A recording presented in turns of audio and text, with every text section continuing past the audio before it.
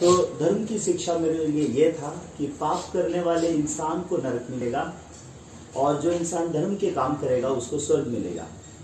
तो मैंने मेरी माँ से पूछा, तो माँ पाप क्या है, आप मुझे वो सिखाइए, वो पाप कौन सा है जिसे करके इंसान नरक जाता है। तो माँ ने कहा कि झूठ बोलना ये पाप है, चोरी करना ये पाप है, खून करना ये पाप है। उन्होंने पाप के स्टैंडर्ड मुझे बताया। तो उस समय में मैंने मेरे मन में निर्णय किया, हाँ ठीक है, मैं पाप नहीं करूँगा ताकि मुझे स्वर्ग मिले, मुझे अनंत जीवन मिले। तो मैंने मेरे मन में निर्णय किया कि मैं झूठ नहीं बोलूँगा। लेकिन 1 घंटे के अंदर मैंने पाया अपने आप को मैं झूठ बोल रहा हूँ। तो मैंने अपने आप को झूठ बोलते हुए पाने के बाद मैं सब कुछ भूल गया। मेरा पढ़ाई लिखाई भूल गया, मेरा एक छोटापन का, एक बचपना का जीवन भूल गया, और मैंने सिर्फ क्या पाया, मैं नरक में जा रहा हूँ, वो चीज़ मेरे मन में राज कर रहा है अभी। तो मैं उस रात भर सो नहीं सका और रात भर मैंने सोचना शुरू किया नरक कैसा होगा, नरक में मुझे तेल में डुबाया जाएगा या नरक में मुझे आग में डाला जाएगा। बहुत सारे सोच रात भर मेरे मन में चल रहे थे। तो सुबह 5 बजे हम पूजा के लिए उठते थे। तो सुबह 5 बजे उठ के सबसे पहले मैं माँ के पास गया और माँ का हाथ पकड़ा और मैंने माँ से पूछा, माँ आप झूठ बोलते हो क्या नहीं।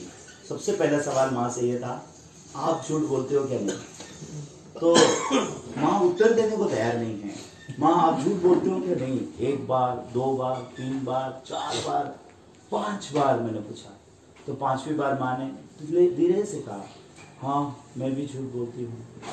तो दूसरा सवाल मेरा माँ से यह था, आप सोते हो क्या नहीं। तो माँ बोलती मैं अच्छे से सोई। तो मैं हैरान हो गया, माँ आप भी नरक जा रही हो, मैं भी नरक जा रहा हूँ, आप आराम से सोती हो और मैं सोता नहीं, ऐसा क्यों। तो ऐसा मैंने सवाल पूछा।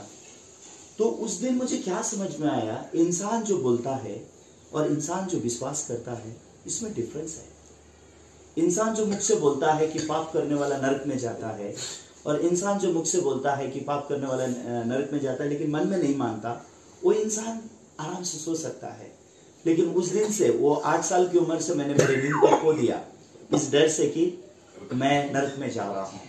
तो उसके बाद बहुत सवाल मैंने मेरी माँ से पूछा। सभी बातें तो आज आप लोग को नहीं बोल सकता, लेकिन मेरे माँ की आंखों में आंसू था। माँ ने कहा, मैं जानती हूँ कि तुम्हारी रचना ईश्वर ने मेरे गर्भ में की है, लेकिन वो ईश्वर कौन है जिसने तुम्हारी रचना की, मैं उसको नहीं जानती। तो 8 साल की उम्र में मेरे लिए बहुत ऐसा शौक करने वाला बात था कि मेरी माँ उस ईश्वर को नहीं जानती जिस ईश्वर ने मुझे उसके गर्भ में बनाया। मेरी माँ उस ईश्वर का मुझे पहचान करके नहीं दे सकती जिस ईश्वर ने मुझे उसके गर्भ में बनाया। तो उस समय में मैं बहुत ऐसे निराशा के गर्भ में गिरने लगा। और जब मेरी माँ मुझे उत्तर नहीं दे सकी, अंत में मैंने आसमान दिखा के मुझे छोड़ दिया। बोला विधाता आसमान में रहता है, स्वर्ग में रहता है। तो उस समय से मैं आसमान देखने वाला इंसान बन गया।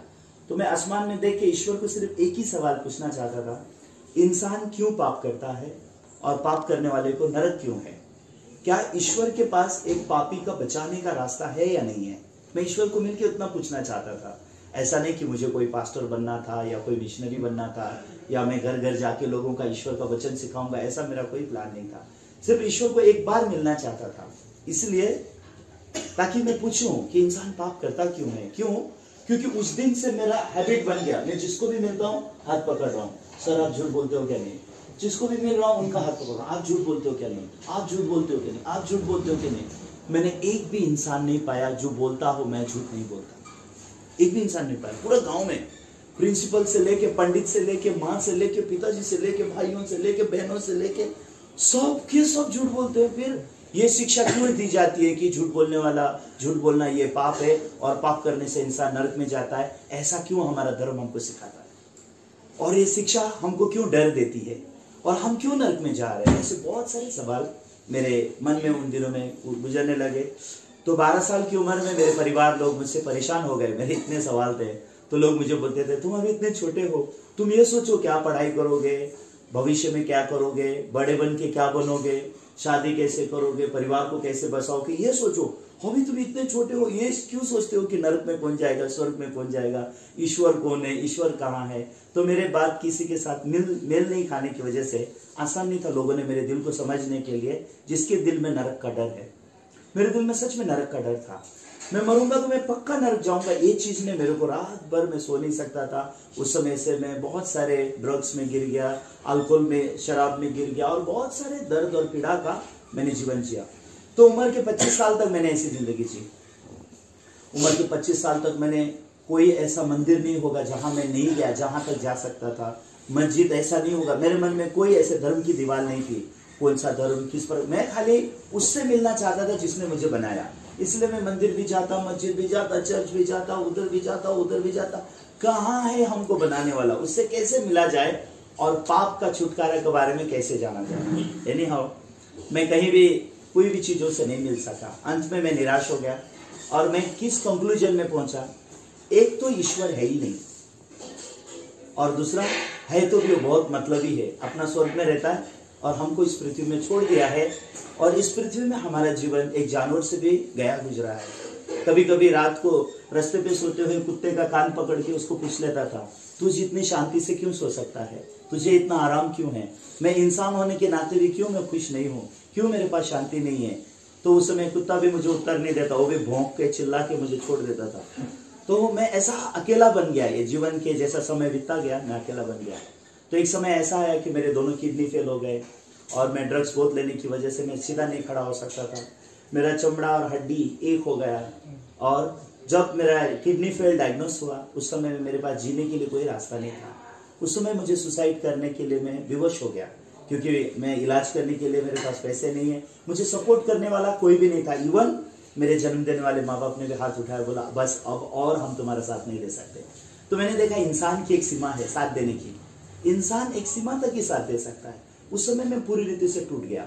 तो उस समय मैं आत्महत्या करना चाहता था। उसी समय में जब मैं रेलवे ट्रैक पे था आत्महत्या करने के लिए, वहां पे खड़ा था, तो मेरे माँ का बात याद आ गया, पाप करने वाला इंसान नरक जाता है। तो मैं हैरान हो गया, ये पृथ्वी का जीवन तो अभी तक तो मैंने नरक का ही जिया है, अगर ये दुनिया छोड़ने के बाद भी मैं नरक में गया तो कितना खतरनाक होगा वो नरक। इसकी वजह से मैं मर नहीं सका, मैं मरने का साहस मैं नहीं कर सका। तो उस समय मेरा एक दोस्त था विकी जॉन बोल के, मैं उससे मिलने के लिए गया ताकि मैं अपने दोस्त को तो बोलूं कि मैं और जी नहीं सक रहा हूँ, मैं सुसाइड कर रहा हूँ, ऐसा बोलने के लिए मैं मेरे दोस्त के घर पे गया। तो जब मैं उसके घर पे गया तो उसके घर पे मुझे बाइबल का एक पद मिला। वो पद था यूहन्ना 3:16। तो पद में ऐसे लिखा हुआ है, परमेश्वर ने जगत से ऐसा प्यार किया, उसने अपना इकलौता बेटा कुर्बान कर दिया, जो कोई उस बेटे पर विश्वास करेगा वो नाश नहीं होगा, वो अनंत जीवन पाएगा। मुझे ऐसे लगा कि ईश्वर इस पेपर के द्वारा मुझसे बात करने के लिए आया है। मुझे ऐसे लगा कि मेरी मदद करने के लिए ईश्वर मेरी जिंदगी में आया। दूसरी तरफ मेरे मन में बहुत गुस्सा भी था, कौन सा ईश्वर है, कोई प्यार करता है तो मेरा दशा ऐसा होता है क्या, ऐसे करके चिढ़ने का भी मन बहुत ज्यादा था। लेकिन एनी हाउ मेरे को समझाने वाला कोई नहीं था। तो मैंने मेरे दोस्त से पूछा, ए विकी, वो कैथलिक था मेरा फ्रेंड, मैं उसे पूछा, ए विकी ये परमेश्वर कौन है? तो बोला हमारा परमेश्वर है। तो मुझे और गुस्सा आया और मैं उसे चिल्लाने लगा, अगर तेरा परमेश्वर हो तो ऐसा लिखा होना चाहिए परमेश्वर ने कैथलिक लोगों से प्यार किया, या ऐसा लिखा होना चाहिए परमेश्वर ने क्रिश्चियन लोगों से प्यार किया, लेकिन इसमें तो लिखा है कि परमेश्वर ने जगत से प्यार किया, जगत में मैं भी रहता हूँ, तो क्या परमेश्वर मुझसे प्यार करता है? तो उस समय मेरा दोस्त थोड़ा डर गया, हाँ प्यार करता है, उसने ऐसा बोल दिया। तो दूसरा सवाल मैंने उससे पूछा, उसका बेटा कौन है? उसने कहा यीशु। तीसरा सवाल मैंने पूछा, मेरे जैसा इंसान भी अगर यीशु पे विश्वास करेगा तो क्या उसको जीवन मिलेगा, वो नाश नहीं होगा? तो उसने कहा हाँ। मैं स्वीकार नहीं कर सका, मैं मान नहीं सका, लेकिन वो पेपर को हाथ में लेकर के मैं वहां से निकल गया। जो बोलने आया था मैं नहीं बोल पाया, मैंने कुछ सुन लिया और उसके बाद मैं फिर से रेलवे ट्रैक पे खड़ा हुआ, अपने आप को पाया। लेकिन उस दिन जब मैं जो ट्रैक पे खड़ा था वो स्लो ट्रैक था और फास्ट ट्रैक से ट्रेन गया, मुझे ऐसे लगा जैसे वो ट्रेन मेरे ऊपर से गया। उस दिन मैंने लिटरली अपना डेथ देखा। तो उस समय में मेरे मन में मरने का साहस नहीं था। तो मुझे ऐसे लगा इंसान कितना दयनीय है, वो जीना चाहता है जी नहीं सकता, मरना चाहता है मर नहीं सकता है, इंसान है तो भी क्या। मुझे इतना अपने बारे में दुख और दर्द हो रहा था। उस समय मेरा मन पूरा टूट के पूरा पानी पानी हो गया। तो उस दौरान में क्या हुआ, उस दौरान में मैं कब पटरी से बाहर आया और पेपर को पढ़ रहा था, मुझे खुद को नहीं समझ में आ रहा है। और मैं यूहन्ना 3:16 को कंटिन्यू पढ़ रहा था, परमेश्वर ने जगत से ऐसा प्यार किया, उसने अपना इकलौता बेटा दे दिया, ताकि जो कोई उस पर विश्वास करेगा वो नाश नहीं होगा, अनंत जीवन पाएगा। इस बात को मैं घड़ी घड़ी पढ़ रहा था। तो उस दिन पहली बार मैंने आसमान में क्या देखा, आसमान की ओर देख के क्या कहा, हे ईश्वर तू मुझसे प्यार करता, मैं मान नहीं सकता। तेरा बेटा यीशु कैसे मेरे लिए बलिदान हुआ मुझे नहीं मालूम, उस पर कैसे विश्वास करना मैं ये नहीं जानता, लेकिन मैं जीना चाहता हूं। अगर ये सत्य है तो तेरे बेटे यीशु को भेज, मैं जीना चाहता हूं। तो मेरे मन का दरवाजा परमेश्वर के लिए खुल गया, उसके बेटे यीशु के लिए खुल गया। तो उस समय क्या हुआ, जैसे हमें मोबाइल फोन में सिम कार्ड डालते हैं तो ये मोबाइल फोन एक नेटवर्किंग दुनिया में चला जाता है। ये मोबाइल फोन से आवाजें जाने शुरू हो जाती है, मोबाइल फोन में आवाजें आना शुरू हो जाता है। वो बनाने वाले ने मोबाइल फोन को ऐसा बनाया है। तो इंसान को जिस ईश्वर ने बनाया, वो इंसान को ऐसा बनाया है कि अगर इंसान के अंदर ईश्वर का वचन प्रवेश हो गया तो इंसान और ईश्वर कनेक्ट हो जाते हैं। तो इंसान और ईश्वर कनेक्ट होते हैं। मुझे मालूम नहीं था, नॉलेज नहीं था इस बात का, लेकिन अननोइंगली मेरे ज्ञान के अलावा ईश्वर का वचन मेरे मन में प्रवेश हुआ। तो मेरा मन और ईश्वर का मन जुड़ गया। वो समय में मैंने ईश्वर की शक्ति को महसूस किया मुझ में, कैसे ईश्वर ने मेरा हृदय परिवर्तन किया, ईश्वर ने मुझे नया आत्मा दिया। ईश्वरीय शक्ति के द्वारा मेरी किडनी चेंज हो गई, और जो मैं ऐसे था मैं सीधा खड़ा होकर के मैं खड़ा हो गया, और मुझे पता नहीं क्या हो रहा है मेरे साथ में। ये स्वर्गीय अनुभव, जो स्वर्गीय ज्योति मैंने पाया, उस समय के बाद मैं इंसान को पकड़ के ये नहीं पूछता हूँ तुम झूठ बोलते हो क्या नहीं। मैं इंसान को फिर से पकड़ के क्या बोलने लग गया, परमेश्वर है, वो तुमसे प्यार करता है, उसने अपना इकलौता बेटा यीशु तुम्हारे लिए बलिदान किया है, अगर तुम यीशु पर विश्वास करोगे तो अनंत जीवन तुम्हारा है। तो ऐसे में बोलने लग गया। उस दिन से मेरा कन्फेशन बदल गया, मेरा विश्वास बदल गया, मेरा लाइफ बदल गया, मेरा आत्मा परिवर्तन हो गया, मेरा सब कुछ बदल के मैं एक नया इंसान बन गया, जिसके दिल में ईश्वर का आत्मा जीता है, जिसके दिल में ईश्वर खुद जीता है। तो ईश्वर का वचन मेरे हृदय में इस रीति से आया। तो उस दिन के बाद जब मैं लोगों को यीशु के बारे में प्रचार करने लगा, लोगों ने कहा, किसी ने तो क्रिश्चियन बन गया, किसी ने कहा मिशनरी बन गया, किसी ने कहा तो पादरी बन गया, लोगों ने जो चाहा वो बोला। उसके बाद लेकिन मैं यूहन्ना 3:16 को 5 साल तक निरंतर ऐसे प्रचार करता था। मुझे उसके अलावा कुछ भी मालूम नहीं था, लेकिन समय के अनुसार परमेश्वर ने मुझे क्या सत्य जानने दिया, ये सत्य आज बहुत कम लोग जानते हैं। हालांकि लोग यीशु पर विश्वास करते हैं, लेकिन लोगों को मालूम नहीं है स्वर्ग कैसे मिलता है। लोगों को लगता है कि पाप नहीं करने से स्वर्ग मिलता है, पाप नहीं करने से स्वर्ग मिलता है, लोगों को ऐसा लगता है। इसलिए लोगों का मन क्या सिखाता है लोगों को, पाप मत करो तो स्वर्ग जाओगे, पाप मत करो तो स्वर्ग जाओगे, पाप मत करो तो स्वर्ग जाओगे। लेकिन पाप नहीं करने वाला कोई भी नहीं है। पाप तो सभी लोग करते हैं, पाप करते सभी हैं, लेकिन सिखाते सभी को पाप मत करो तो स्वर्ग मिलेगा। लेकिन ये मैंने बाइबल में झूठ पाया, पाप नहीं करने से स्वर्ग पाने वाला कोई भी नहीं है। लेकिन स्वर्ग किसको मिलता है, बाइबल में लिखा eternal life is a gift in our Lord Jesus Christ. तो परमेश्वर ने यीशु के अंदर इटर्नल लाइफ, स्वर्ग किसको दे दिया, गिफ्ट में दे दिया, गिफ्ट में। तो ये गिफ्ट दे दिया, तो मैंने गिफ्ट के बारे में जाना। हाँ, पाप की मजदूरी तो मौत है, पाप की मजदूरी प्रार्थना नहीं है, पाप की मजदूरी लोगों के साथ अच्छा व्यवहार करना नहीं है, पाप की मजदूरी मैंने अभी तक पाप किया आगे पाप नहीं करूंगा ऐसे निर्णय नहीं है। पाप की मजदूरी तो मौत है।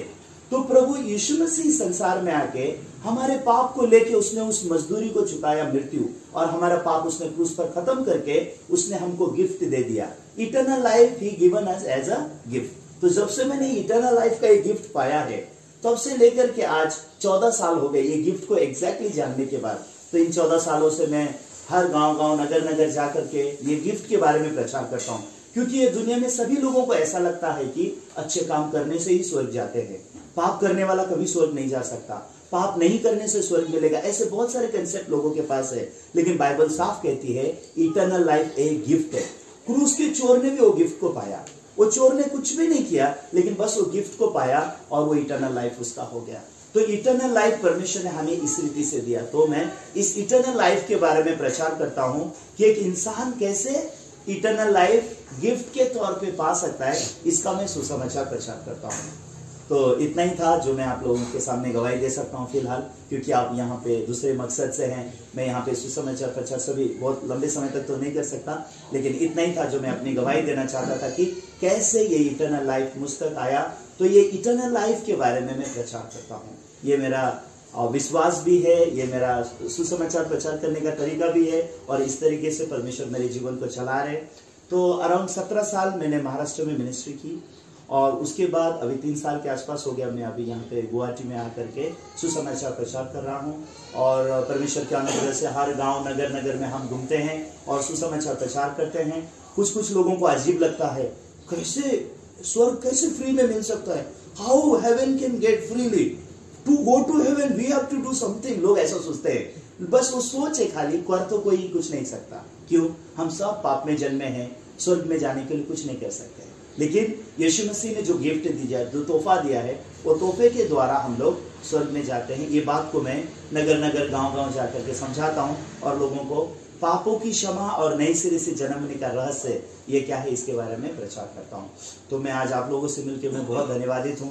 भाई को मैं मिला हूँ पहले भी, एक बार मैं मिला हूँ, लेकिन आप लोगों के साथ इतना गहराई से कभी पहचान नहीं था। लेकिन मैं आशा करता हूँ कि शादी के द्वारा बहुत सारे परिवार और नजदीक आए और परमेश्वर का आशीष आप सब पर बना रहे और ये शादी के द्वारा परमेश्वर महिमा पाए, परमेश्वर का आशीष हम सब पर बना रहे। यही मेरी प्रार्थना है। यहाँ तक मैं बोलूँगा। धन्यवाद।